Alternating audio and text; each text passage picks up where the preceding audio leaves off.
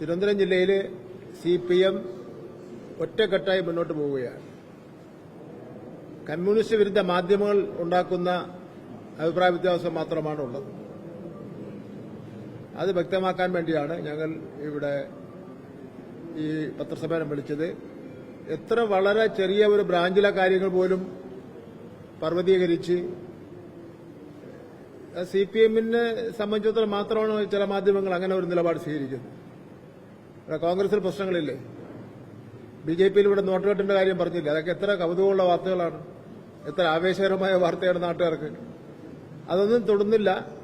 ഒരു ഇങ്ങനെ നോക്കിക്കൊണ്ടിരിക്കുകയാണ്. എത്ര യോഗം തിരുവനന്തപുരത്ത് CPM നടത്തുന്നു? അതിൽ ഏതെല്ലാം യോഗങ്ങളിലാണ് കടകംപള്ളി സുരേന്ദ്രൻ പോകുന്നത്, ശിവൻകുട്ടി പോകുന്നത്, പിന്നെ ജില്ലാ സെക്രട്ടറി പോകുന്നത്? ഞങ്ങള് കൂട്ടായി ആലോചിച്ചിട്ട് ഓരോരുത്തരും ഓരോ സ്ഥലങ്ങളിലൊക്കെ തന്നെ അങ്ങ് പോകും. അതൊന്നും വിഭാഗീയമായിട്ട് ബന്ധപ്പെട്ട കാര്യമൊന്നുമില്ല. ഇന്നിപ്പോ സെക്രട്ടേറിയറ്റിന്റെ അവിടെ 2-3 സമരം നടക്കുന്നുണ്ട്. ഞങ്ങൾ ആരും പോയില്ല. പോയത് സുനിൽകുമാറാണ്. ഇനിയിപ്പോൾ അതും ഒരു വിഭാഗീയമായിട്ട് കാണുമെന്നുള്ളവർ എനിക്കറിയില്ല. വല്ല ഗൗരവമുള്ള വിഷയം പറ, അത് നമുക്ക് അംഗീകരിക്കുന്നതിന് വേണ്ടി ഒരു പ്രശ്നമില്ല. ഇപ്പോൾ ഉദാഹരണം, തിരുവനന്തപുരം കോർപ്പറേഷൻ ചില മാധ്യമങ്ങളിലും വളരെ ഗൗരവമായിട്ട് കാണുന്നുണ്ട്. ഇത്ര ഈ ജനങ്ങൾ വെറുക്കുന്ന ഒരു കോർപ്പറേഷൻ ഇതുവരെ ഉണ്ടായിട്ടില്ല. BJPയുടെ ഭരണം വന്നതിന് ശേഷം നഗരസഭ പ്രാഥമികമായി ചെയ്യേണ്ട കാര്യങ്ങൾ പോലും ചെയ്തില്ല. ചവർ നീക്കം ചെയ്യാൻ നിങ്ങൾ തന്നെ മാധ്യമങ്ങളെല്ലാം പുറത്തു കൊണ്ടുവന്ന് ഇവിടെ സൂചിപ്പിച്ചു. ശുദ്ധജല വിതരണം അനക്കമില്ല. തെരുവുകളൊക്കെ കത്തുക, എല്ലാ രാത്രി നടക്കാൻ പറ്റാത്ത രൂപത്തിൽ തെരുവിലെ എല്ലാ ലൈറ്റുകളും അണഞ്ഞിടക്കുകയാണ്. ഒരു ഇതില്ല. നിർമ്മാണ പ്രവർത്തനങ്ങൾ ഒന്നും നടക്കുന്നില്ല. ഇതെല്ലാം ഒരു കാപ്പ പ്രതിയുടെ പേരിലാണ് നടക്കുന്നതെന്നുള്ളവരെ നിങ്ങൾ മനസ്സിലാക്കണം.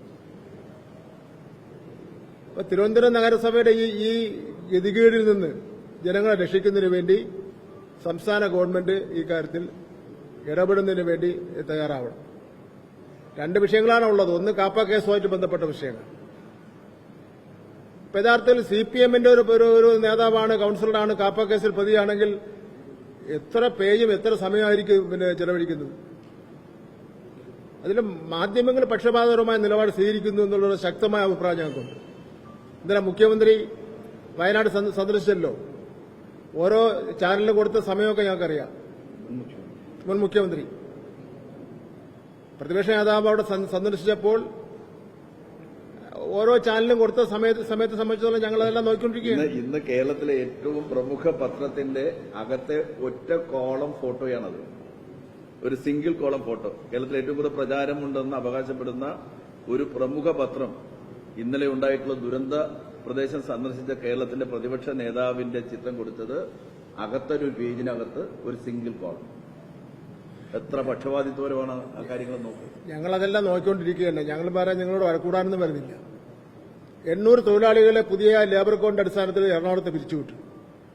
മുൻ ലേബർ മന്ത്രി എന്നുള്ള നിലയിൽ ഞാൻ പത്രസമ്മേളനം നടത്തി. കേരളത്തിലെയും വലിയ മുത്തശ്ശി പത്രം എന്നൊക്കെ പറഞ്ഞ ഒരു പത്രം ഒരു വാക്ക് കൊടുത്തിട്ടില്ലല്ലോ. മാധ്യമ പ്രവർത്തകരെയും കൂടെ പിരിച്ചുവിടുമ്പോൾ മാത്രമേ ഒരു വേദന ഉണ്ടാവുള്ളൂ മാധ്യമപ്രവർത്തകർക്ക്. ഈ വകുപ്പ് അനുസരിച്ച് പിരിച്ചുവിടാനുള്ള വകുപ്പുണ്ട്. എന്നാലും ഞങ്ങളന്ന് നിങ്ങളോടുണ്ടാവും. കാര്യത്തിൽ ഒരു സംശയമില്ല. ഇന്നിപ്പോ കഴിഞ്ഞ LDF ഭരണകാലഘട്ടത്തിൽ രാവിലെ എണീറ്റാൽ ഇന്നത്തെ ആരോഗ്യവകുപ്പ് മന്ത്രി മുരളീധരൻ ആരോഗ്യവകുപ്പിനെ സംബന്ധിച്ചിടത്തോളം, ആരോഗ്യമന്ത്രിയെ സംബന്ധിച്ചിടത്തോളം ഒരു പ്രസ്താവന ഇറക്കിയില്ലെങ്കിൽ അദ്ദേഹത്തിന് അന്നത്തെ ദിവസം കഴിഞ്ഞു പോകാൻ വേണ്ടി പ്രയാസമാണ്. എന്തെല്ലാം പ്രശ്നങ്ങൾ ആരോഗ്യ മേഖല നടന്നുകൊണ്ടിരിക്കുന്നത്. ജനങ്ങളുടെ ജീവനും കൊണ്ട് ബന്ധാടുകയാണ്. ഇന്നിപ്പോ നമ്മുടെ എറണാകുളം നമ്മുടെ നെയ്യാറ്റിൻകര നടന്നിട്ടുള്ള മരണം, രാജേഷിന്റെ മരണം, അത് അവിടുത്തെ സെക്യൂരിറ്റിയിൽ നിൽക്കുന്ന പാവപ്പെട്ട ജീവനക്കാരെ തലയിൽ ചാരിക്കൊണ്ട് മാത്രം മാറാൻ വേണ്ടി പറ്റുമോ? ആ മരണത്തിൽ ആരോഗ്യമന്ത്രിക്ക് ഉത്തരവാദിത്വമുണ്ട്, ആരോഗ്യ വകുപ്പിന് ഉത്തരവാദിത്വമുണ്ട്. സമഗ്രമായ അന്വേഷണം നടത്തണം. അതിന് മാത്രമല്ല, കുടുംബത്തെ സഹായിക്കുന്നതിനുള്ള നടപടി സ്വീകരിക്കണം. ബഹുമാനപ്പെട്ട ആരോഗ്യവകുപ്പ് മന്ത്രിയുടെ ഈ വാചകടിയും ആൾക്കാരെ കളിയാക്കുന്ന നിലയിലുള്ള പ്രസ്താവനകൾ മതിയാക്കിയിട്ട് മര്യാദയ്ക്കിരുന്ന് ഈ മരുന്നും ഒക്കെ കൊടുക്കുന്നതിന് വേണ്ടിയുള്ള സൗകര്യങ്ങൾ ചെയ്യണം. സ്ഥലം മാറ്റം ആരോഗ്യരംഗത്ത് വലിയ താറുമാറാക്കിയിരിക്കുകയാണ്.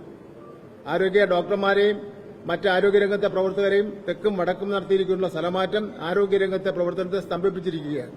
ഈ വാർത്തകൾക്ക് തന്നെ പ്രാധാന്യം കൊടുക്കുക. അവിടെ ഡോക്ടർമാരും ഇല്ലായിരുന്നു. അതാണ് പ്രശ്നം. അല്ലാതെ അന്വേഷണം നടത്തുന്നത് സെക്യൂരിറ്റി ജീവനക്കാരെ ഈ വന്ന ആളിനെ ക്യൂവിൽ നിർത്തിയോ ഇല്ലയോ എന്നുള്ള അല്ല അന്വേഷണം നടത്തേണ്ടത്. സമഗ്രമായ ഒരു അന്വേഷണമാണ് അവിടെ നടത്തേണ്ടത്. ഡോക്ടർമാരുണ്ടായിരുന്നോ? എന്തുകൊണ്ട് അയാൾക്ക് സമയത്ത് മരുന്ന് കൊടുത്തില്ല? എന്തുകൊണ്ട് അയാൾ ഐസിയുവിൽ ആവശ്യമായ ക്രമീകരണം നടത്തിയില്ല? ഇത് പല സ്ഥലങ്ങളിലും സംഭവിച്ചുകൊണ്ടിരിക്കുകയാണ്. അതൊക്കെയാണ് നമുക്ക് പ്രാധാന്യത്തോടുകൂടി കൊടുക്കേണ്ടെന്നുള്ള കാര്യമാണ് ഞങ്ങൾക്ക് പറയാനുള്ളത്.